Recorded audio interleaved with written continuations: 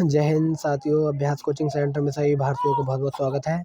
आज हम देख रहे हैं बिजनेस स्टैंडर्ड, भारत का पहला संपूर्ण हिंदी आर्थिक अखबार जो है। आज है मंगलवार 9 नवंबर सन 2021। देखते हैं आज क्या क्या है।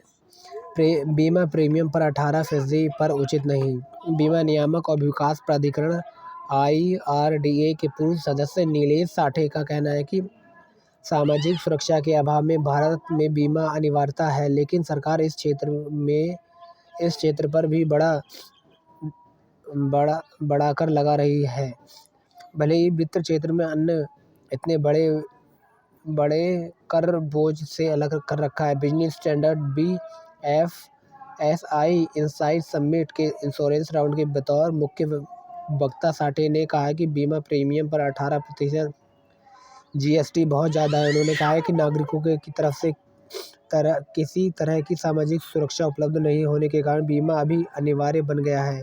सभी जरूरी उत्पाद GST के दायरे से बाहर हैं, तो प्रीमियम पर क्यों वसूला जाना चाहिए? वह बहुत ज़्यादा है।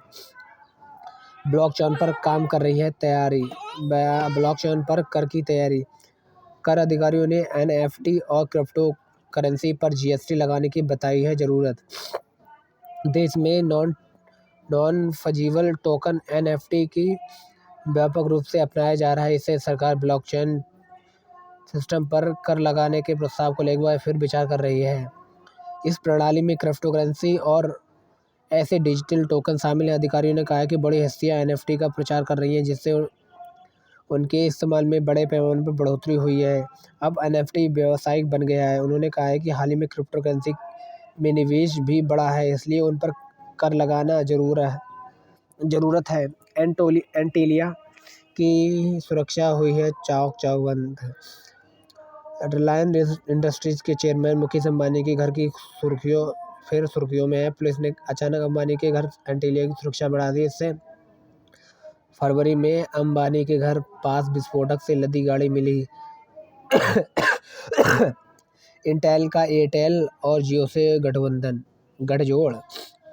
इंटेल इंडिया देश में 5G नेटवर्क बनाने में मदद के लिए भारतीय एयरटेल और रिलायंस जियो से गठजोड़ कर रही है। इंटेल इंडिया के प्रबंध निदेशक और उपाध्यक्ष बिक्री एवं विपणन और संचार समूह प्रकाश माले ने कहा है कि हम open RAN radio express network और पूरे नेटवर्क में बदलाव पर एयरटेल के साथ काम कर रहे हैं। हमने रिलायंस जियो के साथ 5G AI और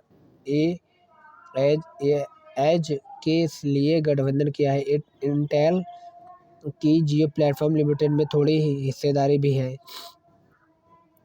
आगे चलते हैं। किस्तों में चुकाए स्पाइस जेट का किराया। स्पाइस जेट में कैपिटल फ्लोट के साथ गठजोड़। अगर आप स्पाइस जेट से हवाई यात्रा करने की सोच रहे हैं तो आपको टिकट महंगा लग रहा है, तो आप किराया EMI यानी मासिक किस्तों में भी चुका सकते हैं। पेटीएम के IPO को 18% आवेदन। फरवरी में T+1 निपटान व्यवस्था। दोनों स्टॉक एक्सचेंज ने अगले साल 25 फरवरी से चरणबद्ध तरीके से T+1 निपटान व्यवस्था शुरू करने का निर्णय लिया। इसकी शुरुआत बाजार पूंजीकरण के लिहाज से नीचे के 100 शेयरों के साथ की जाएगी। मार्च सन 2022 से प्रत्येक महीने के अंतिम शुक्रवार को या अगले कार्यवाही सत्र बाजार पूंजीकरण के हिसाब से अगले 500 शेयरों को T+1 निपटान व्यवस्था के तहत लाया जाएगा। पेज नंबर 2 कंपनी समाचार से रिलेटेड खबरों में रहे stock. INOX wind, Andhra petrochemical, Electra, Greentech, Karur Vysya bank, वायकहार्ट। Supreme court पहुंचा फ्यूचर समूह। NCLT ने फ्यूचर समूह की AGM पर लगाई रोक। रिलायंस सौदे पर होना था मतदान। फ्यूचर समूह के सिंगापुर आर्बिट्रेशन आदेश पर स्थगन की मांग करते हुए सर्वोच्च न्यायालय का दरवाजा खटखटाया। दिल्ली उच्च न्यायालय ने सिंगापुर आर्बिट्रेशन के आदेश पर सही ठहराया गया था, जिसने रिलायंस संग 24,700 करोड़ रुपए के सौदे पर रोक लगाने का आदेश दिया था। नेशनल कंपनी लॉ ट्रिब्यूनल ने आज फ्यूचर समूह के शेयर धारकों की असाधारण आम बैठक पर रोक लगा दी, जिससे फ्यूचर समूह और रिलायंस रिटेल के बीच पिछले साल अगस्त में हुए सौदे पर मतदान होना था। आईबीएम के मैसूर में खोला जाएगा नया नवाचार केंद्र। आईबीएम ने मैसूर में अपने नए IBM client innovation centre CIC खोलने की घोषणा की है, ताकि इस क्षेत्र में त्वरित हाईटेक से संचालित आर्थिक वृद्धि में मदद की जा सके। वॉकहार्ट का शुद्ध लाभ न बढ़ा है। दवा कंपनी वॉकहार्ट ने सोमवार को बताया कि 30 सितंबर बंतर के दौरान उसका संचयी शुद्ध लाभ 11 गुना से अधिक होकर 37.17 करोड़ रुपए पहुंच गया है। विजय कृष्णा ने गोदरेज को किया अलविदा। गोदरेज इंडस्ट्री और गोदरेज एग्रोवेट के बोर्डों में गैर कार्यकारी और गैर स्वतंत्र निदेशक विजय कृष्णा ने अपनी बढ़ती उम्र के हवाला देते हुए दोनों बोर्डों का अलविदा कह दिया है। हालांकि गोदरेज परिवार सूचीबद्ध कंपनियों के अन्य होर्डिंग एवं भूमि से संबंधित विवाद को सुलझाने की कोशिश में लगा हुआ है। विजय कृष्णा के अलावा गोदरेज इंडस्ट्री के बोर्ड में आदि गोदरेज और तान्या दुवास, नादिर गोदरेज और जमशेद गोदरेज प्रवर्तक परिवार के तौर पर शामिल हैं। कैडिला सरकार को देगी 265 रुपये में टीके की खुराक। प्रमुख औषधि company Cadila healthcare limited Zydus Cadila ने आज कहा है कि उसे भारत सरकार का प्लाज्माइड DNA आधारित दुनिया के पहला टीके जायकोव डी की पहली 1 करोड़ खुराक की आपूर्ति करने के लिए ऑर्डर मिला है। भारत सरकार ने इससे बात करने के बाद टीके की कीमत 265 रुपये प्रति खुराक निर्धारित की, जबकि बिना सुई वाले एप्लीकेटर की कीमत 93 रुपये प्रति खुराक होगी। इस पर GST अलग से देय होगा। ब्रिटानिया का शुद्ध लाभ घटा। प्रमुख FMCG कंपनी ब्रिटानिया का शुद्ध लाभ चालू वित्तीय वर्ष की सितंबर तिमाही में 23% घटकर 384 करोड़ रुपए रह गया, जो एक साल पहले समान कीमत पर 498 करोड़ से मुनाफे में झटका रहा। किस्तों में चुकाया स्पाइस जेट का किराया। बेजूस में कैसे तैयार होती है बच्चों के लिए सामग्री। करीब 18 अरब डॉलर की हैसियत वाली दुनिया की सबसे मूल्यवान एडुटेक कंपनी बेजूस ऑनलाइन लर्निंग सामग्री तैयार करने के लिए कृत्रिम बुद्धिमत्ता और मशीन लर्निंग सहित टेक्नोलॉजी उपयोग का काफ़ी निवेश कर रही है। इसमें शिक्षक वीडियो पाठ और इंटरेक्टिव गेम शामिल है, जिसकी कंपनी वास्तविक जीवन की परिस्थितियों से तालमेल बिठाते हुए अवधारणाओं को समझाती है। प्रगतिशील अध्यापन और प्रौद्योगिकी के जरिए इस प्रकार की सामग्री तैयार करने और उसे निष्पादित करने के पीछे कंपनी की मीडिया और सामग्री तैयार टीम का हाथ है। बेजूस की मुख्य सामग्री अधिकारी विनय एमआर ने एक बातचीत में कहा, सामग्री और प्रौद्योगिकी के बीच पारस्परिक खेल छात्रों की कुशलता बढ़ाने की कुंजी है। क्रिएटिव एक्सपर्ट टेक्नोलॉजिस्ट और क्रिएटिव इंजीनियर और लीडर का एक सामग्री वीडियो के लिए स्क्रिप्ट लिखने के सहयोग करती है।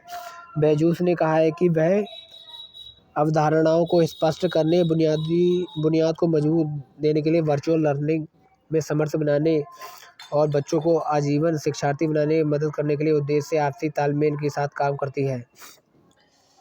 यह तो अच्छी बात है। फ्लेक्सी कैप की परिसंपत्तियां बढ़ी। सितंबर तिमाही में प्रवर्धन अधीन परिसंपत्तियां 2 लाख करोड़ रुपए के पार हो गई हैं। स्वास्थ्य सेवा में अनुशासन की दरकार। गैर जीवन बीमा उद्योग ने सरकार की मदद से बगैर कोविड संबंधित दावों पर करीब 30,000 करोड़ रुपए का भुगतान किया और आखिरकार उद्योग द्वारा बहन ऐसे दावों के खर्च से बीमा प्रीमियम में इजाफा हो सकता है, बशर्ते सरकार प्रीमियम पर GST घटाने या ऊंचे हेल्थ केयर खर्च की समस्या को दूर करने जैसी समस्याओं पर गंभीरता से ध्यान नहीं देती है। और आगे देखते हैं, पेटीएम IPO का पहले दिन मिले 18% आवेदन। पेज नंबर 4 विविध समाचार से रिलेटेड है। बढ़ेगी खनिजों की उपलब्धता, घटेंगे दाम। सूचकांक लॉजिस्टिक्स सूचकांक में फिर गुजरात पहले स्थान पर, दूसरे स्थान पर हरियाणा रहा, तीसरे पर पंजाब, चौथे पर महाराष्ट्र, पांचवें पर 5वीं महाराष्ट्र, 6वीं पर उत्तर प्रदेश, उड़ीसा, कर्नाटक, तेलंगाना रहे हैं। आवास वित्त कंपनियां 8 से 10% दर से बढ़ेंगी। अर्थव्यवस्था में सुधार और ऊंची मांग से आवास वित्त कंपनियां HFC द्वारा चालू वित्त वर्ष 2021 और 22 में 8 से 10% की वृद्धि दर्ज करने की उम्मीद है। रेटिंग एजेंसी इंक्रा रेटिंग्स ने सोमवार को जारी एक रिपोर्ट में कहा है कि चालू वित्त वर्ष की पहली तिमाही में कोविड-19 की दूसरी लहर की वजह से आवास वित्त कंपनियां बुरी तरह से प्रभावित हुई। उपहार अग्निकांड में अंसल को 7 साल की कैद। लखीमपुर खीरी की मामले की जांच पूर्व न्यायाधीश करें। पैकेट बंद सामान पर इकाई बिक्री मूल्य की सौगात। सीआरपीएफ शिविर में गोलाबारी, 4 की मौत हो चुकी है। छत्तीसगढ़ के सुकमा जिले में केंद्रीय रिजर्व पुलिस बल सीआरपीएफ के एक शिविर पर जवान ने अपने साथियों पर गोलीबारी की। कृषि में उत्सर्जन घटाने की रणनीति पर काम। दिल्ली सरकार ने बढ़ाया श्रमिकों का न्यूनतम वेतन। वित्त वर्ष 22 में राजकोषीय घाटे से बचा सकती है मौजूदा महंगाई दर। पेज नंबर 5 बिजनेस से रिलेटेड है। यूरोप से सबक, महामारी अभी समाप्त नहीं हुई। रायटर ने ताज़ा आंकड़ों का जो विश्लेषण किया उससे पता चलता है कि 240 में से 55 देशों में संक्रमण की दर घटने की बजाय बढ़ रही है। 3 वर्षों का कार्यकाल विस्तार और 3 चुनौतियां। जलवायु परिवर्तन, भारत और वैश्विक भविष्य। ग्लासगो में प्रधानमंत्री नरेंद्र मोदी की पंचामृत प्रतिज्ञा से जलवायु परिवर्तन से निपटने में भारत की विश्वसनीयता बढ़ी है, लेकिन दुनिया के सामने भविष्य काफ़ी जोखिम भरा है। विस्तार से जानकारी दे रहे हैं। प्रधानमंत्री नरेंद्र मोदी ने ग्लासगो से जिस 5 बिंदुओं वाली पंचामृत प्रतिज्ञा की बात की थी, उसके महत्व का आकलन करते हुए जलवायु परिवर्तन को लेकर चल रही मौजूदा बहस के कुछ बिंदुओं को स्पष्ट करना जरूरी है। और आगे चलते हैं। ये भी ज़्यादा इम्पोर्टेंट नहीं है, इसको भी आगे बढ़ाते हैं। ये भी ज़्यादा इम्पोर्टेंट नहीं है।